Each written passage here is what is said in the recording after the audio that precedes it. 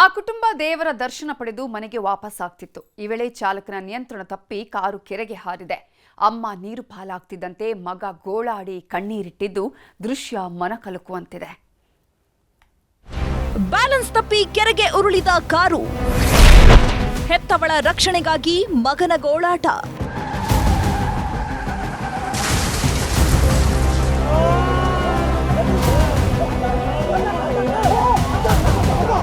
ಇಂಥ ಪರಿಸ್ಥಿತಿ, ಇಂಥ ನೋವು ಯಾರಿಗೂ ಬರಬಾರದು ಬಿಡಿ. ಕಣ್ಮುಂದೆ ಹೆತ್ತವಳು ಕೆರೆಯಲ್ಲಿ ಮುಳುಗಿ ಸಾಯ್ತಿದ್ರೆ ಅಸಹಾಯಕನಾದ ಮಗ ಗೋಳಾಡ್ತಿದ್ದಾನೆ. ಅಯ್ಯೋ, ನನ್ನ ತಾಯಿಯನ್ನ ಕಾಪಾಡಿ ಅಣ್ಣ ಅಂತ ಗೋಗರಿತಿದ್ದಾನೆ. ಅಮ್ಮ ಎಲ್ಲಿದ್ದಾಳೆ, ತಂಗಿ ಎಲ್ಲಿ ಹೋದ್ಲು ಅಂತ ಕಣ್ಣೀರಲ್ಲೇ ತಡಕಾಡ್ತಾ ಇರೋ ದೃಶ್ಯ ಮಮ್ಮಲ ಮರುಗಿಸುವಂತಿದೆ.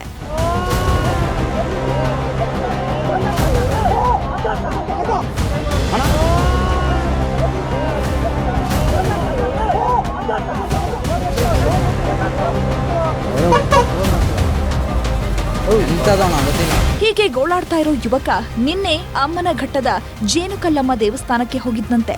ತಾಯಿ ಮತ್ತು ತಂಗಿ ಜೊತೆ ದೇವಿ ದರ್ಶನ ಪಡೆದು ವಾಪಸ್ ಆಗ್ತಿದ್ದ.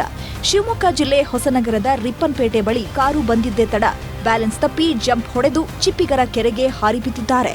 ಕ್ಷಣಾರ್ಧದಲ್ಲೇ ಕಾರು ಮುಳುಗಿದ್ದು ತಾಯಿ ತಂಗಿ ರಕ್ಷಣೆಗೆ ಯುವಕ ಗೋಳಾಡಿದ್ದಾನೆ.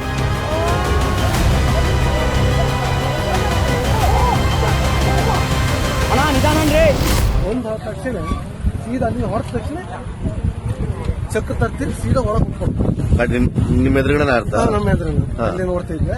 ಆದ ತಕ್ಷಣ ಅವ್ನು ಹಣ ತಾಯಿ ಉಳಿಸ್ರು ಅಂದಷ್ಟೇ. ಅವ್ನ ಎದ್ದು ಹೊರಗೆ ಬಂದ ಅವ್ರು 2 ಜನ ಒಳಗಿದ್ರು. ಎಷ್ಟು ಜನ ಇರೋಣ ಅಂದೆ, 2 ಜನ 3 ಜನ ಅಂದ್ ಒಂದ್ಸರಿ 2 ಚೀಲ ಅಂದ. ಅಕ್ಕ ತಂಗಿ ಅಮ್ಮ ಅಂದ್ರು ತಾಯಿ ಉಳಿಸ್ರೋಣ.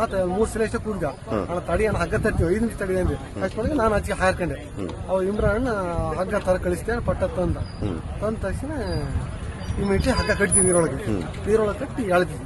ಅಜ್ಜಿ ಎಲ್ಲ ಹಿಂದ್ಗಡೆ ಕೂತಿತ್ತ ಮುಂದ್ಗಡೆ ಕೂತಿತ್ತ? ಅಜ್ಜಿ ಮುಂದ್ ಕೂತಿತ್ತು, ತಂಗಿ ಹಿಂದ್ಗಡೆ ಕೂತಿತ್ತು.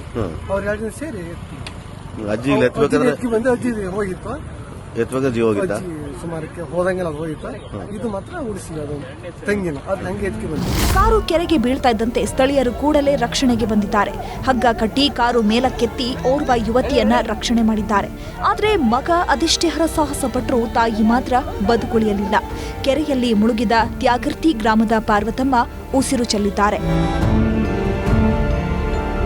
ಪೂಜೆ ಗೀಜೆಲ್ಲ ಮಾಡ್ಕೊಂಡು ರಿಪ್ಪನ್ಪೇಟೆಯಿಂದ ಊರಿಗೆ ಹೋಗಕ್ಕೆ ಬಂದಿದ್ದವರು. ಯಾವ ಕಡೆಯಿಂದ ಬರ್ತಿದ್ರು? ಕಡೆಯಿಂದ ಅಮ್ಮನ ಕಡೆ ಜಾತ್ರೆ ಕೂರಿಸಿ ಬರ್ತಾ ಇದ್ರು. ಗಾಡಿಯಲ್ಲಿ ಬರ್ಬೇಕಾದ್ರೆ ಗಾಡಿ ಪಲ್ಟಿ ಆಯ್ತಾ, ಗಾಡಿ 3 ಜನ ಇದ್ರು. ಅಲ್ಲಿ 3 ಜನಲ್ಲೇ ಒಂದು ಕ್ಯಾಟಗರಿ ಇದೆ, ಒಂದು ದತ್ತಾಗಿದೆ, ಒಂದು ಸೀರಿಯಸ್ ಇದೆ, ಒಬ್ಬರು ಮತ್ತೆ ಸುಮ್ಮನೆ ಇಬ್ಬರು. ಸದ್ಯ ಅಸ್ವಸ್ಥಗೊಂಡ ಯುವತಿಯನ್ನ ಶಿವಮೊಗ್ಗ ಆಸ್ಪತ್ರೆಗೆ ದಾಖಲಿಸಲಾಗಿದೆ. ಪೊಲೀಸರು ಸ್ಥಳ ಪರಿಶೀಲನೆ ನಡೆಸಿದ್ದು ಶಾಸಕ ಬೇಳೂರು ಗೋಪಾಲಕೃಷ್ಣ ಭೇಟಿ ಕೊಟ್ಟಿದ್ದಾರೆ. ಇತ್ತ ದುರಂತದ ಹೊತ್ತಲ್ಲಿ ರಕ್ಷಣಾ ಕಾರ್ಯಕ್ಕಿಳಿದ ಸ್ಥಳೀಯರ ಸಮಯ ಪ್ರಜ್ಞೆ ಮತ್ತು ಪ್ರತಿಕ್ರಿಯೆಗೆ ಮೆಚ್ಚುಗೆ ವ್ಯಕ್ತವಾಗಿದೆ. ವಿನಯ್ ಪುರದಾಳು, ನ್ಯೂಸ್ 18 ಶಿವಮೊಗ್ಗ.